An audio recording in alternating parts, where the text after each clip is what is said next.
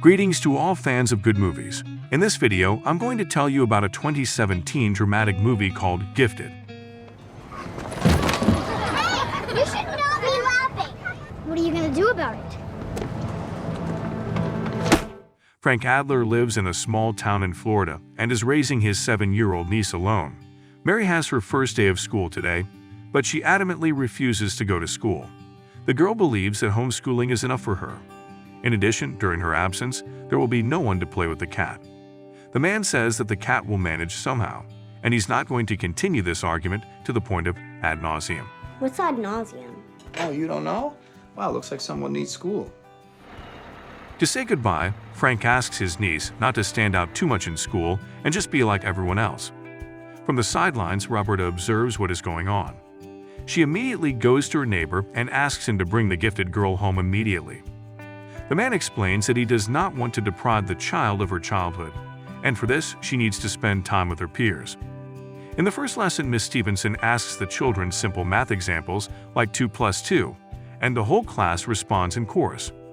Mary interrupts the teacher, criticizing the school curriculum. Bonnie reprimands the girl and, as punishment, asks her to solve more complicated examples in her head, up to multiplying 3-digit numbers. After a little thought, the girl gives the right answer to the last problem as well. The square root is 87.7. Now what does ad nauseum mean? At the end of the school day, Frank arrives to pick up his niece from school. Bonnie catches up with him outside and informs him that his daughter is very advanced for her age. She has easily managed to solve difficult math problems in her head. Smiling, the man replies that Mary has simply mastered the method of speed counting, and that there is nothing genius about it. Frank works at the dock as a boat repairman. He has a flexible schedule that allows him to spend a lot of time with his niece. The man also often arranges trips together, during which Mary behaves like a normal child and forgets about her studies for a while. Would my mom have wanted me to go to this school? But I tell you what, she would have wanted you to have friends. Despite her initial disdain for her peers, Mary slowly adapts to school and even begins to socialize with her classmates. She brings her one-eyed cat, Fred, to the show-and-tell class and enjoys talking about him in front of the kids. During the next math lesson, the teacher decides to give a test. Before she has had time to explain the rules to the end, she receives a list of answers from Mary. Anticipating this, the teacher gives the girl an additional assignment from the high school curriculum. Mary completes it just as quickly and without making a single mistake. Convinced of her student's giftedness, Bonnie Googles information about her and soon finds an article that talks about her deceased mother. Diane Adler was a brilliant mathematician, working on one of the most difficult mathematical problems. One day, the woman simply couldn't handle the stress and took her own life, leaving behind a 6-month-old Mary orphaned. In the evening, the teacher searches for Frank in the bar to find out the whole truth about the girl. It turns out that besides her uncle, Mary has a grandmother and a negligent father who abandoned Diane during her pregnancy. The man blames himself for the death of his sister because he thinks that he did not pay enough attention to her. He is afraid that the little girl may meet Diana's fate, so he tries to ensure that she has a full-fledged childhood. So Mary is a genius. The next day on the school bus, Mary stands up for a classmate and breaks the bully's nose. Because of this incident, Frank is called to school. Miss Stevenson tells the principal about her student's math talent, so they decide not to expel girl. In return, the principal offers to help transfer her to a better private school for gifted children, where Mary could receive a higher level of education. After listening to the offer, Frank still refuses.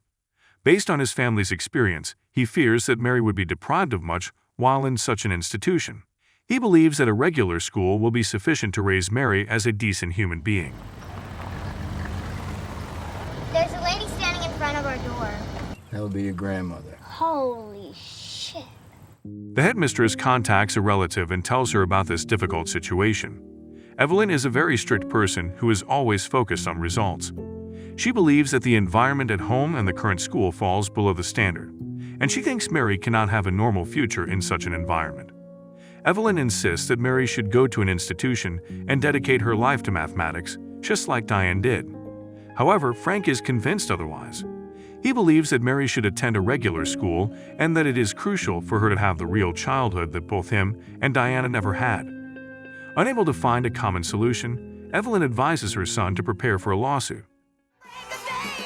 On Friday, Mary stays overnight at a neighbor's house, while Frank spends the evening in a bar. Later, Bonnie also shows up at the place. During their conversation, the young people get drunk and soon end up at Frank's house together. Oh my God! Hi. It's time for the trial. At the preliminary hearing, Evelyn's representative manages to arrange for his client to see the child. The grandmother takes the girl into town this weekend and brings her to the math department. She also tells her granddaughter about the Navier-Stokes equation that her mother had been working on unsuccessfully to solve. The woman's ruse works, and Mary begins to consider continuing the family legacy. Later, Evelyn takes the girl to a professor she knows to evaluate her ability. The professor offers a difficult mathematical equation for Mary to solve, but this time Mary fails. She confesses to her grandmother on the street that the equation was not difficult at all, and in fact, it couldn't be solved due to the professor's mistake. Back in the classroom, Mary corrects the formula and then correctly solves the entire equation. Mary, you knew the problem was incorrect. Why didn't you say anything? Frank says I'm not supposed to correct older people. When Mary arrives home, she visits a child psychologist because it is necessary for the trial. While waiting, the girl confesses to Frank that she enjoyed visiting her grandmother but doesn't want to live with her. Frank reassures the little girl and promises that he will not lose the case. At the first court hearing, Evelyn's representative invites Mary's biological father and legal guardian to testify. In his testimony, the father relinquishes parental rights in favor of Mrs. Adler. The opposing attorney easily succeeds in proving to the court that the man was not the natural guardian of the girl, and therefore his opinion cannot be taken into account. At home, Mary is greatly upset when she learns that her own father has been in town and didn't come to see her. To reassure the little girl, Frank takes her to the maternity ward and, without explanation, asks her to wait for the right moment. After a while, a stranger appears in the hall and informs his family of the birth of his son. This moment becomes a joyous occasion for the whole family. That's exactly how it was when you were born. Who came out and told everybody? I did. At the next court hearing, we learn that Frank was a professor at Boston University, but after his sister's death, he gave up teaching and took up raising the baby girl. Evelyn's lawyer insists in his speech that Frank is a simple loser who also wants to ruin his niece's life. Mary has been recognized as mathematically gifted, but Frank has refused to enroll her in a prestigious school. Frank's lawyer also manages to portray Evelyn in a negative light. He insists that the woman was very demanding of her children, and Diane committed suicide unable to withstand this pressure, which means it is dangerous for her to have custody of the Mary. After hearing the opinions of the parties, the judge postpones making a decision. In the evening, the lawyer offers Frank a deal he has already negotiated with Evelyn's representatives. Mary will be placed with a good foster family and transferred to a private school of her grandmother's choice. Both parties will have the right to schedule visits with the child, and when the girl turns 12, she can choose where and with whom to live.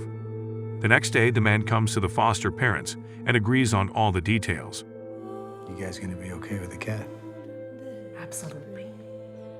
Being in a hopeless situation, Frank agrees to the terms, and after a while brings Mary to a new family. But the girl does not agree with this decision. She begins to cry and asks not to leave her.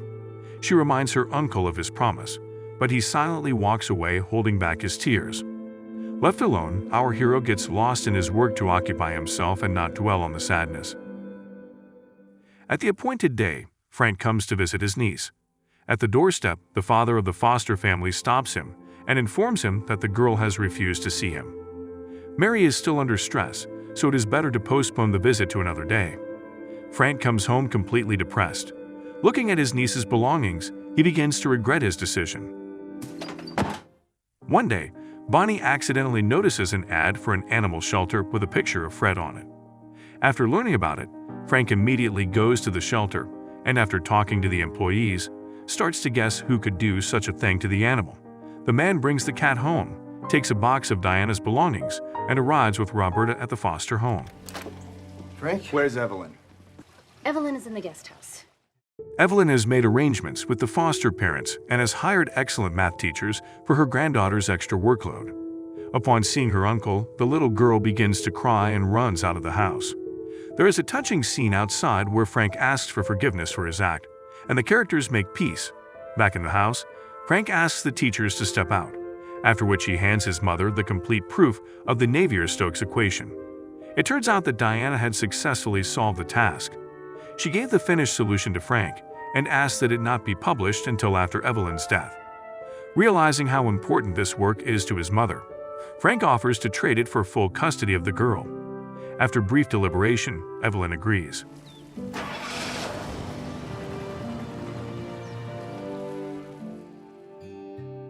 In the next scene, we see Mary in the circle of students at a lecture on higher mathematics. After class, Frank picks her up and brings her to the playground, where the girl has fun playing with her peers. Thank you to everyone who watched until the end. On this channel, you will always find retellings of good movies.